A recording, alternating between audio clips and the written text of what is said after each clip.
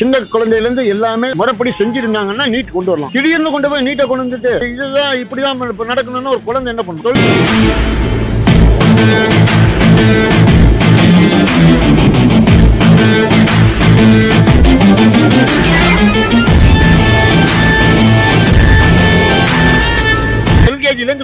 அதோட விவரத்தை கொண்டாங்க, பேசிக்க கொண்டாங்க. அப்ப ஒரு பொண்ணு ஒரு பையன் வந்து டாக்டர் ஆவேன்னு ஒரு கனவுல சின்ன குழந்தை வந்திருப்பான். அவனோட இது நீட்னால டைவர்ட் ஆயிடுது.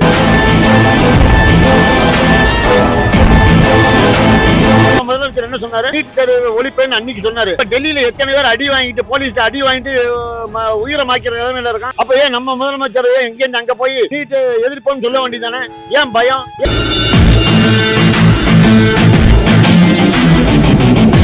நான் கேட்கிறேன், முறைப்படி கொண்டாங்கன்னு சொல்றேன்.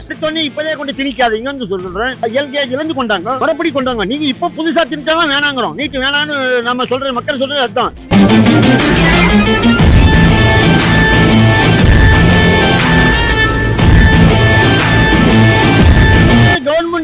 நீதான் ஸ்டெப் எடுக்கணும். நாங்க பிள்ளைகளை படிக்க வைக்கிறதுக்கு ஃபீஸை தான் நாங்க கட்டுவோம். அதை சொல்லி கொடுக்கறது ஆசிரியர் கடமை இல்லையா? அரசாங்க கடமை இல்லையா? கல்வி அமைச்சர் தானே அதை பார்க்கணும். அதை சேர்ந்தவங்க தானே செய்யணும். அதை விட்டுட்டு குழந்தைகள் மேல திணிக்கிறீங்களா? அது எந்த விதத்தில் நியாயம்? சிறு வயசுலேயே கொண்டு வாங்க, நீட்டை சிறு வயசுலேயே கொண்டாங்க. ஒரு 100க்கு 100 பேர் பாஸ் ஆகும்.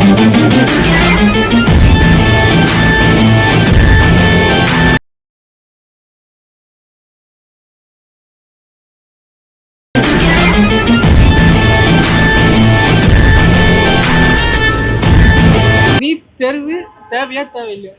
அதாவது முறைப்படி சின்ன குழந்தையிலேருந்து எல்லாமே முறைப்படி செஞ்சிருந்தாங்கன்னா நீட் கொண்டு வரலாம். திடீர்னு கொண்டு போய் நீட்டை கொண்டு வந்துட்டு இதுதான் இப்படிதான் நடக்கணும்னு ஒரு குழந்தை என்ன பண்ணும்? 12th உள்ள குழந்தை எனக்கு வேணாம், சிபிசியில வந்து ரொம்ப டார்ச்சர் பண்ணாங்கன்னு படிப்பே வேணாங்குது, பிசினஸுக்கு வந்துடுறேங்குது. நீட் வந்து எல்கேஜில இருந்து அதோட விவரத்தை கொண்டாங்க, பேசிக்க கொண்டாங்க. அப்ப ஒரு பொண்ணு ஒரு பையன் வந்து டாக்டர் ஆவேன்னு ஒரு கனவுல சின்ன குழந்தை வந்திருப்பான். அப்ப அவனோட இது நீட்னால டைவர்ட் ஆயிடுது. அப்ப அந்த குழந்தை அந்த பையன் மன வளர்ச்சியில இறந்துடுறான்னு வைங்களேன்.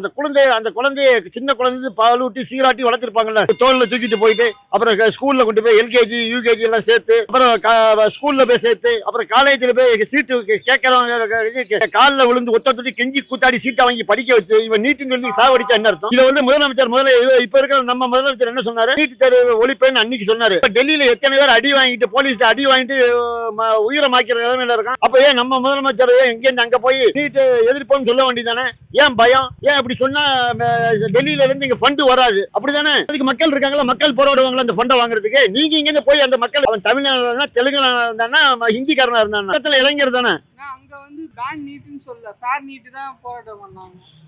அப்படி இல்ல, நீட்டு தானங்க மொத்தத்துல. வேண்டாம்னு நாங்க சொல்றோம். பேன் நீட்ன்றது வேற, ஃபேர் நீட்ன்றது வேற.